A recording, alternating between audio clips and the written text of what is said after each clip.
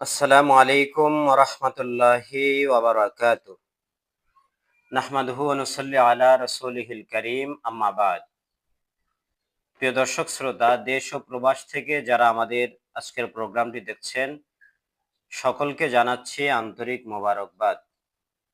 আমরা এখন থেকে দারসুল কোরআন, দারসুল হাদিস নামে এই প্রোগ্রামটি দেখব। এখান থেকে আমরা হাদিসের জ্ঞান অর্জন করতে পারবো।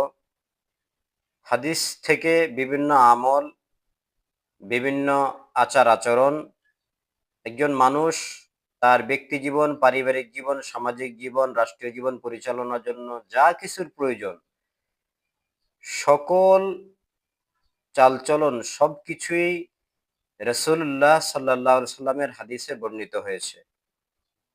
কোরআনুল কারিমে তো আছেই, কোরআন হাদিস তো হচ্ছে কোরআনেরই ব্যাখ্যা। তো আমরা দরসুল হাদিস নামে এখান থেকে হাদিসের জ্ঞান অর্জন করতে পারবো ইনশাআল্লাহ। আজ আমরা যে বিষয়টি নিয়ে আলোচনা করব সেটি হচ্ছে খাদ্য খাওয়ানো, অপরকে খাবার খাওয়ানো ইসলামের এটিও ইসলামের অন্তর্ভুক্ত একটি গুরুত্বপূর্ণ সওয়াবের কাজ। তো সহিহ বুখারীর ঈমান অধ্যায়, কিতাবুল ঈমানে এই হাদিসটি বর্ণিত হয়েছে। সহিহ বুখারীর ১২ নম্বর হাদিস। হযরতে আব্দুল্লাহ ইবনে আমর রাদিয়াল্লাহু তাআলা আনহুমা থেকে হাদিসটি বর্ণিত।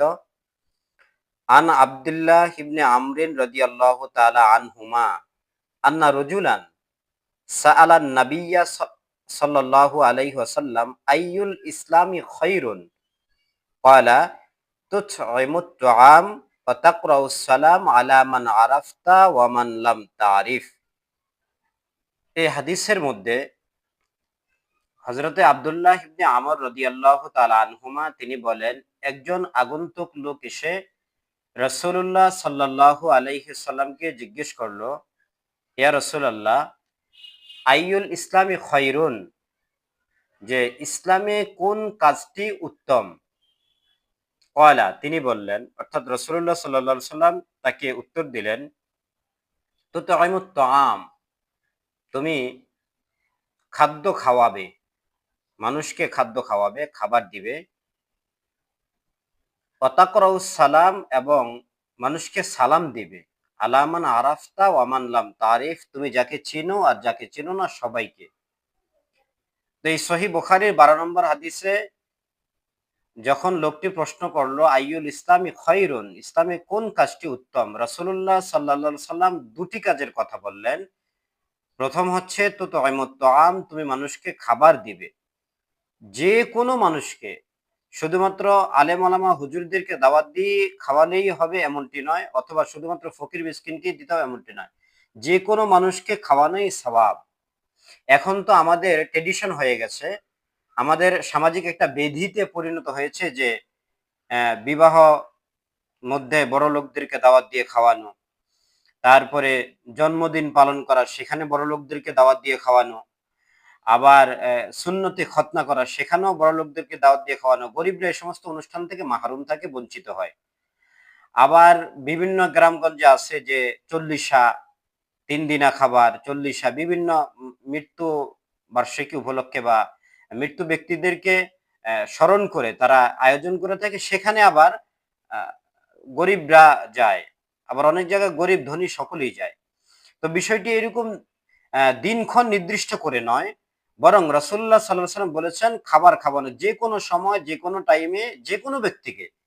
আমি আমার বন্ধুর সাথে যাচ্ছি, রাস্তা দিয়ে হেঁটে যাচ্ছি, আমার পরিচিত এক লোক দুপুরে খাবারের সময় আমি তাকে হাত ধরে বাসায় টেনে নিয়ে আসলাম যে আমার বাসায় আজকে দুপুরের খাবার আপনি গ্রহণ করুন, যা আছে ডাল ভাত আলহামদুলিল্লাহ, হ্যাঁ, উপস্থিত যা আছে।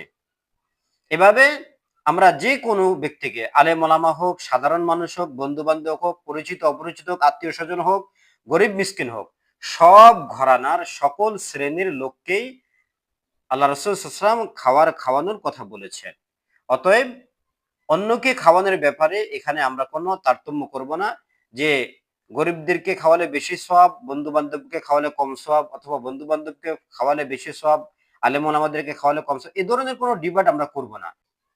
এরপরে রাসূলুল্লাহ সাল্লাল্লাহু আলাইহি ওয়াসাল্লাম দ্বিতীয় যে কথাটি বললেন সেটা হচ্ছে তাকরাউস সালাম আলা মান আরাফতা ওয়া মান লাম তারিফ, তুমি যাকে চিনো আর যাকে চিনো না সবাইকে তুমি সালাম দাও। আমরা সালাম দেই না, আমরা তো সালাম দিতেই চাই না, এটা আমাদের একটা বেদী, এটা অবশ্য অহংকারেরও আলামত। অন্য হাদিসের মধ্যে বলেছে যে আগে সালাম দিবে বুঝে নিবে তার মধ্যে কোনো অহংকার নেই। আলহামদুলিল্লাহ, আল্লাহ পাকের শুকর যে আমি এই সালামের উপরে আমল করার তৌফিক আল্লাহ তাআলা আমাকে দিয়েছেন। আমি মোটামুটি আহ, সালাম দিয়ে থাকি, পরিচিত অপরিচিত, এমনকি অনেক সময় ছোটদেরকেও সালাম দিয়ে থাকি। তো আমাদের উচিত সবাইকে সালাম প্রদান করা, ছোট হোক বড় হোক, হ্যাঁ, তারপরে পরিচিত হোক অপরিচিত হোক, সবাই আমরা সালাম প্রদান করব। তবে বেগানা নারীকে আমরা সালাম দিব না, বেগানা নারীকে সালাম আমরা দিব না। এবং বেগানা নারী যদি সালাম দেয়, আলেম ওলামাদেরকে বিশেষ করে অনেক সময় দিয়ে থাকে, তাহলে আমরা তাৎক্ষণিকভাবে ওয়ালাইকুম সালাম বলবো না, বরং তাকে শুনিয়ে বলবো না, বা আস্তে আস্তে ওয়ালাইকুম সালাম বলবো, আহ, একটু বিলম্ব করে বলবো। তো যাই হোক, এই ব্যাপারে আরো অন্যান্য আবু দাউদ তাইয়ালসির মধ্যে ফতোয়া আছে যে জিবরাইল আলাইহিস সালাম এসে আয়েশা রাদিয়াল্লাহু তাআলা আনহাকে সালাম দিলেন।